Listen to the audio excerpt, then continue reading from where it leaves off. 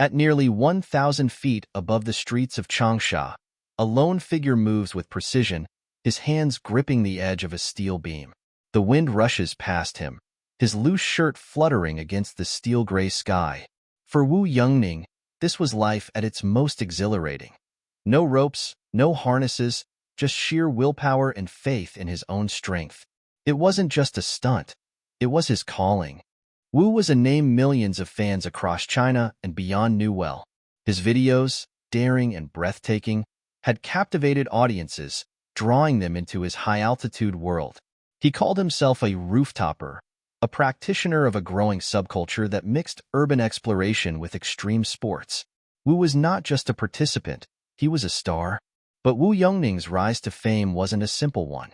Born in a small village in China's Hunan province, Wu's journey to the rooftops began far from the glittering lights of the cities he'd one day conquer.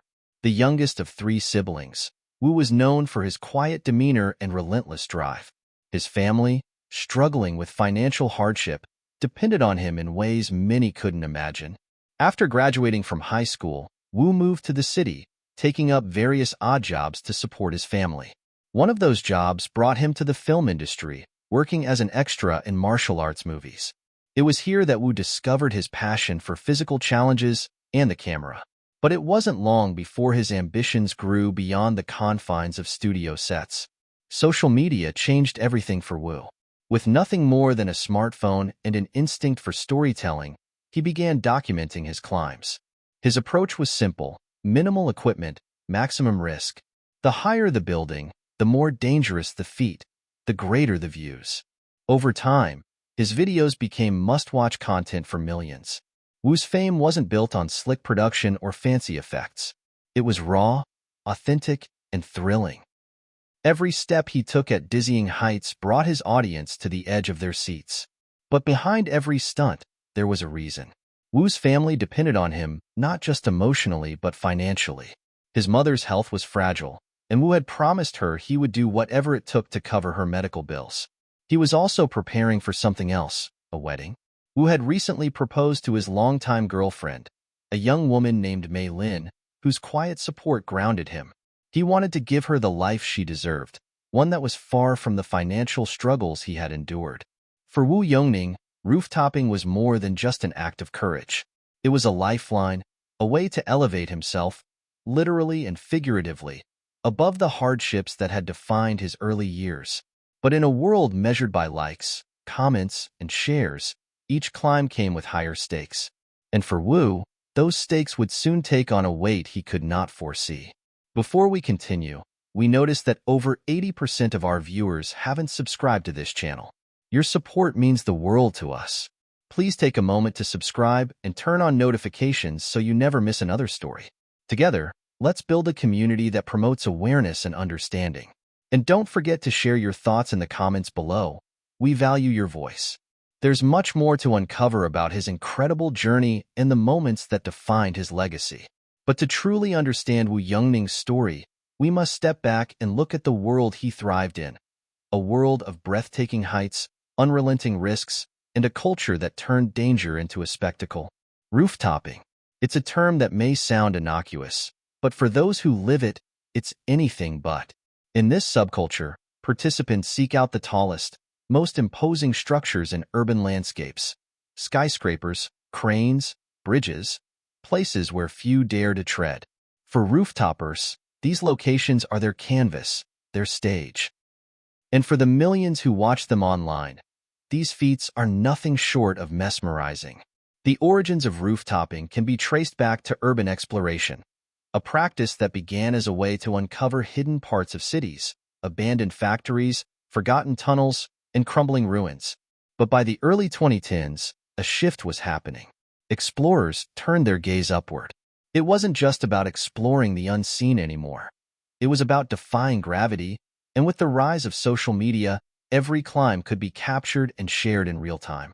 This culture thrived on the promise of adrenaline, the allure of danger, and the rewards of online fame. A single photograph taken at the top of a towering skyscraper could go viral, amassing thousands, even millions, of likes and shares. Videos of rooftoppers dangling from cranes or running along narrow beams became internet sensations, drawing awe, envy, and controversy. Wu Yongning entered this world at a time when rooftopping was reaching its peak. He wasn't the first to climb to these dizzying heights, but his approach set him apart. While others relied on professional camera crews, advanced editing, and safety precautions, Wu kept it simple. His videos were raw, shot on a basic smartphone, often held in place with makeshift rigs or balanced precariously on ledges. The result was a visceral experience for his viewers. They weren't just watching someone perform a stunt. They felt as if they were right there with him, clinging to the edge, holding their breath. For many of his fans, Wu's climbs were acts of pure bravery. They saw him as a modern-day adventurer, someone who had mastered fear itself. His movements were precise, calculated, almost serene. But the reality was far more complex. Rooftopping was not just about bravery. It was a game of calculated risk, where even the smallest mistake could mean disaster. Yet, the allure of rooftopping was undeniable. In cities like Changsha, Shanghai, and Shenzhen, where skyscrapers seemed to pierce the heavens, rooftoppers like Wu became folk heroes. They symbolized rebellion in an era of increasing conformity, freedom in a world bound by rules. And as their popularity grew, so did the stakes. For Wu, each new video had to outdo the last. Fans clamored for higher buildings, riskier moves, and closer calls. The pressure to deliver was immense, and in the world of rooftopping, standing still meant being forgotten. Wu's content was his lifeblood. Every climb brought in views, engagement, and, more importantly, financial support. But it also came with growing dangers. As rooftopping gained traction, it drew the attention of critics and authorities.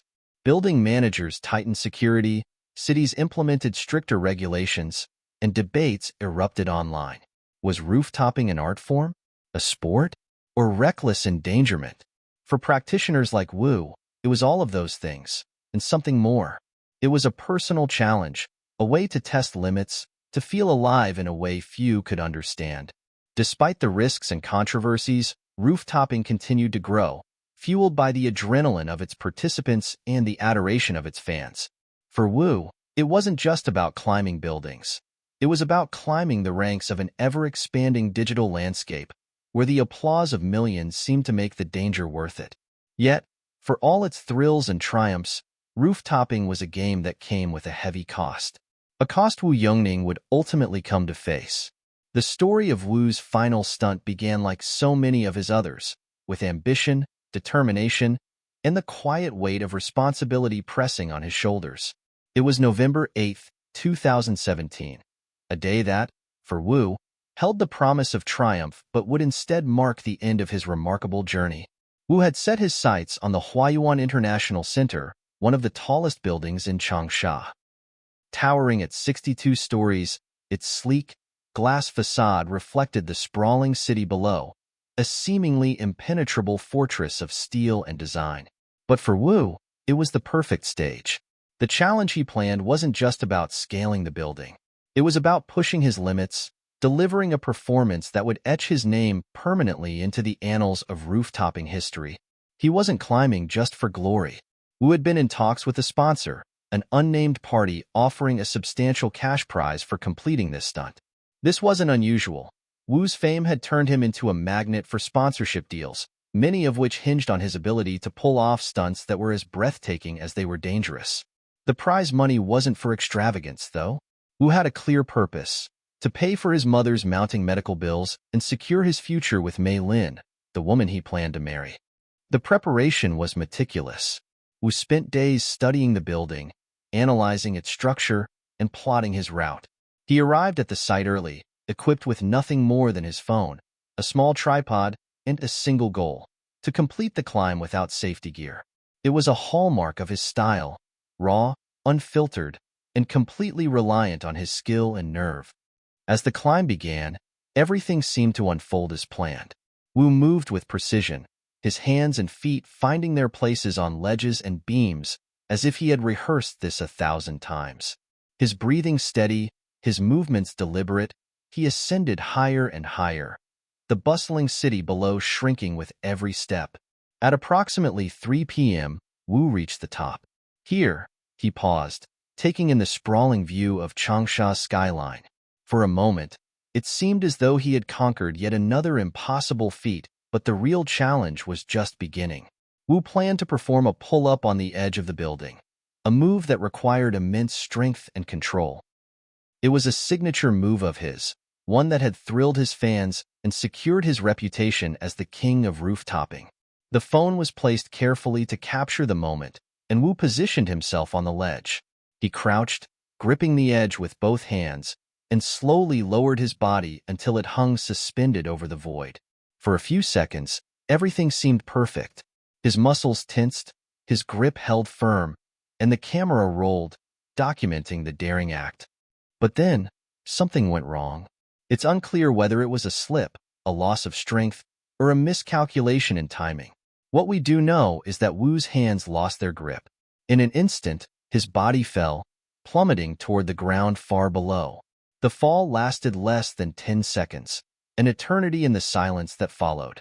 By the time his body was discovered, it was clear there was no chance of survival. Wu's final moments were captured on his phone, a chilling record of a life dedicated to defying gravity. The footage was never intended for public viewing, but it found its way online, where it spread like wildfire. For many, it was a heartbreaking reminder of the risks Wu had taken. For others, it was a grim spectacle, proof of the unforgiving nature of the challenges he had embraced. The news of Wu's death sent shockwaves through the roof-topping community and beyond. Fans flooded his social media accounts with messages of sorrow and disbelief. Many couldn't fathom how someone so skilled, so seemingly invincible, could meet such a tragic end. For his family, the loss was immeasurable. Wu's mother, already battling illness, now faced the devastating reality of burying her son. In the days that followed, debates erupted online and in the media. Critics questioned the ethics of roof-topping and the role of platforms that profited from dangerous content. Supporters argued that Wu had lived on his own terms, a pioneer who had inspired millions with his courage and determination. But for those closest to him, there was no consolation in debates or accolades. Mei Lin, the woman Wu had planned to marry, was left with unanswered questions and a future forever altered. Wu's family, once reliant on his support, now grappled with both their grief and the financial strain he had worked so hard to alleviate. His final stunt was meant to be a triumph, a testament to his skill, his bravery, and his love for those who depended on him. Instead, it became a stark reminder of the fragile line between ambition and risk, a line Wu had walked so fearlessly for so long. And now, for those who followed his journey, the question remained: was it all worth it? As news of Wu Yongning's death spread, the world seemed to pause. In a digital age where sensational headlines dominate, this story struck a deeper chord. It wasn't just about a daring stunt gone wrong. It was about the man behind it, the culture that celebrated him, and the tragic price of chasing the extraordinary. The discovery of Wu's body was first reported by local authorities, but it wasn't long before the news became a national, and then international, story. Social media lit up with shock and grief as fans, friends, and strangers alike tried to make sense of the loss. Wu Yongning had been more than a performer. He was a symbol of fearlessness, determination, and the unyielding pursuit of a dream. His death felt personal to those who had followed his every move, watched his videos, and cheered him on from afar. Messages poured into Wu's accounts on Weibo, where his final post became a haunting echo of his ambitions. Thousands of comments appeared within hours, many expressing disbelief and sorrow. How could this happen? One follower wrote, "You were so strong, so careful." Another asked, "Why didn't anyone stop him?" The grief was palpable, a collective mourning for a man they felt they knew but who, in truth, remained an enigma. For Wu's family, the loss was unbearable. His mother, already ill, was devastated. Wu had been her caregiver, her support system, and her source of hope. Mei Lin, his fiancée, retreated from public view, overwhelmed by the weight of her grief. In a rare statement, she described Wu as a man of immense courage and love, someone who had always prioritized others over himself. He climbed for us, she said, for his family, for his future, for his dreams. But as the morning continued, so did the questions. How had a man so skilled and experienced miscalculated? What role did social media and sponsorship pressure play in his tragic end? And, perhaps most importantly, could it have been prevented? The roof-topping community was divided. Many of Wu's peers paid tribute to him, praising his courage and innovation. For them, Wu's death was a stark reminder of the risks they all faced, but also a testament to the spirit of the craft. Others, however, saw it as a turning point, a moment to reflect on the dangers of pushing boundaries for fame and fortune. Critics and commentators were quick to weigh in. Some blamed the platforms that had profited from Wu's content, accusing them of enabling and even encouraging dangerous behavior for the sake of clicks and views. Others pointed to the culture of online fame itself, where the relentless pursuit of attention often comes at a steep cost. Wu Yongning had been a product of his time, they argued, a man who had found success in a system that rewarded risk-taking without regard for the consequences. Chinese authorities responded by tightening regulations around roof-topping and similar activities. Building managers increased security, and live-streaming platforms introduced stricter guidelines to prevent the promotion of dangerous stunts. But for many, these measures felt like too little, too late. The question lingered. Would Wu Yongning still be alive if these safeguards had been in place earlier? Meanwhile, Wu's story sparked a broader conversation about the ethics of online content creation. Fans and creators alike began to question the value of likes and shares when weighed against the risks they often entail. For some, Wu's death served as a wake-up call, a reminder of the human cost behind the viral videos they consumed so casually. In the weeks following his death, tributes to Wu Yongning appeared across social media. Fans posted collages of his most iconic moments, accompanied by messages of admiration and regret. "You inspired us all," one wrote. "Rest in peace, Wu. You'll never be forgotten." But not all reactions were sympathetic. Some viewed Wu's actions as reckless and unnecessary, blaming him for the risks he took and the consequences that followed. These voices, though fewer, added another layer to the debate, forcing others to confront uncomfortable truths about personal responsibility and the nature of risk-taking. For Wu's family, none of this mattered. Their loss was profound, a wound that no amount of public attention could heal.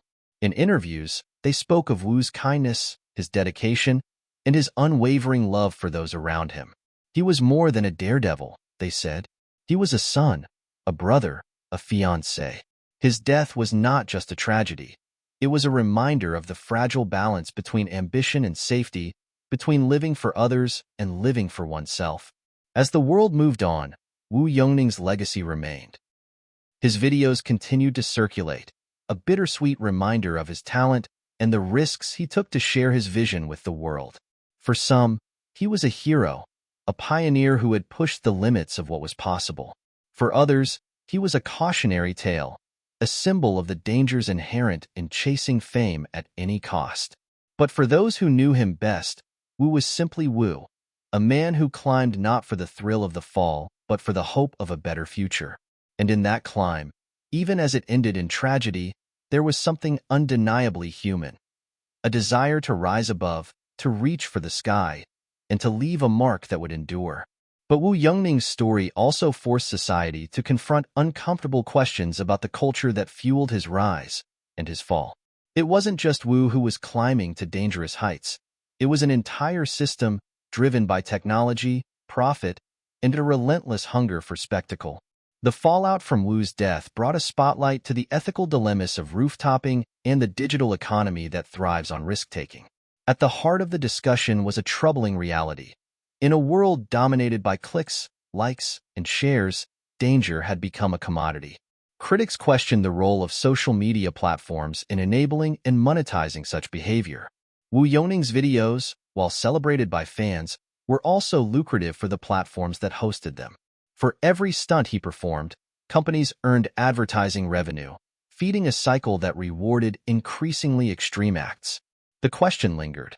Did these platforms bear any responsibility for the risks Wu had taken? Some argued that the platforms had created a system where individuals like Wu felt compelled to push boundaries, not just for personal fulfillment but for financial survival. Wu himself had often spoken about the importance of his online presence in supporting his family. For him, every video was not just an artistic expression but a lifeline. A way to generate income in a country where economic disparity was stark and opportunities were scarce. But not everyone agreed. Advocates for personal responsibility insisted that Wu had made his choices freely, fully aware of the risks involved. They argued that blaming platforms or sponsors ignored the agency of individuals who willingly participated in high-risk activities. Wu had been a pioneer, they said, not a victim. The debate extended beyond rooftoping, touching on broader questions about the ethics of online content creation. Was it right to profit from potentially dangerous behavior? Should platforms implement stricter guidelines, or would that stifle creativity and freedom of expression? And what role did audiences play in perpetuating this cycle, as consumers of the very content that drove people like Wu to the edge, literally and figuratively? Governments and regulatory bodies were forced to respond. In China, authorities introduced new measures aimed at curbing dangerous online content. Building managers tightened security, installing surveillance cameras and reinforcing access points to prevent unauthorized climbers. Live streaming platforms were required to implement stricter monitoring systems, removing content deemed excessively risky. These changes, while significant, came with their own challenges, raising concerns about censorship and the balance between safety and freedom. For rooftoppers, these regulations marked a turning point. Some saw them as necessary steps to protect lives, while others viewed them as an overreach, a restriction on their art and passion. The community itself grappled with its own ethical dilemmas, as practitioners debated the risks they were willing to take and the message they wanted to send to their audiences. Experts weighed in, offering insights into the psychology of risk-taking and the allure of fame. For individuals like Wu, the high stakes were not just physical but emotional and social. The praise and recognition he received from his fans created a powerful incentive, one that often outweighed the fear of failure or injury. Psychologists describe this as a feedback loop, where the rewards of success, both tangible and intangible, reinforce the behavior even in the face of mounting risks. Sponsors and advertisers were not immune to scrutiny. Many questioned the ethics of funding stunts that put lives at risk, even indirectly. Companies that had previously celebrated rooftoppers found themselves under pressure to reconsider their partnerships, wary of public backlash and potential liability. Some withdrew support altogether, while others adopted more stringent criteria for the content they endorsed. Yet, for all the debate and regulation, one question remained unanswered. Could Wu Yongning's death have been prevented? The answer, like the man himself, was complex. While stricter rules and oversight might have reduced the risks, they could not account for the personal drive and determination that defined Wu's life. His climb was not just about fame or money. It was about proving something to himself and the world. And that kind of ambition, many argued, could never be fully regulated. As the ethical and legal implications of Wu's death continued to unfold, his story became a case study in the evolving relationship between technology, society, and human ambition. It forced creators, platforms, and audiences alike to confront the cost of the content they consumed and the systems that produced it. And while there were no easy answers, one thing was clear. Wu Yongning's legacy had changed the way the world looked at rooftoping and at the risks we are willing to take in the pursuit of something greater. But as the debates settled and the headlines faded, what remained was a singular truth. Wu Yongning was more than his stunts. He was a man, one whose life and death resonated far beyond the rooftops he climbed. For his family, the loss of Wu was not just a personal tragedy. It was a poignant reminder of the pressures that shaped his journey. Wu's mother often described him as a protector, someone who carried the weight of the family's struggles on his shoulders. To her, his climbs were acts of love, not rebellion. A way of providing for those he cared about, even if it meant risking everything. Mei Lin, his fiancée, carried her own memories of Wu. In her words, he was a dreamer, someone who refused to accept the limits placed before him. Their plans for the future were filled with hope, a small home in the countryside, a quiet wedding, a family of their own. Those dreams, though unfulfilled, became a testament to Wu's humanity, a reminder that behind the extraordinary feats was an ordinary man with ordinary aspirations. But beyond those who knew him personally, Wu's story left an indelible mark on a global audience. To his fans, he was a symbol of courage, a reminder that fear could be conquered and that life, however fleeting, was meant to be lived fully. For many, his videos weren't just entertainment. They were inspiration, a call to pursue their own dreams with the same relentless determination. At the same time, Wu's death sparked a broader reckoning with the culture of online fame. Creators, platforms, and audiences began to question the ethics of a system that thrived on danger and spectacle. For some, Wu's story was a wake-up call, a reminder of the human cost behind the content they consumed. For others, it was a cautionary tale, a warning about the fragile line between ambition and recklessness. In reflecting on Wu's life, many have drawn parallels to the pioneers of other extreme pursuits, those who scaled mountains, dove into the depths of the ocean, or pushed the boundaries of human endurance. Like them, Wu was driven by a need to explore the limits of what was possible, to find meaning in the act of reaching beyond. His climbs were not just stunts. They were expressions of something deeper, something uniquely human. But while Wu's story holds lessons for the rooftoping community, it also offers insights for all of us. It challenges us to consider the values we uphold, the risks we celebrate, and the pressures we place on ourselves and others. In a world that often equates success with visibility, Wu's journey reminds us that the pursuit of greatness comes with consequences that we must be willing to face, both as individuals and as a society. As we look back on Wu Yongning's life, it's tempting to focus on the tragedy of his death. But to do so would be to overlook the impact he made in his 26 years. Wu's story is not just about loss. It's about resilience, determination, and the human spirit's capacity to dream. It's about a young man who saw the world not as it was, but as it could be, a place of limitless possibilities, waiting to be explored.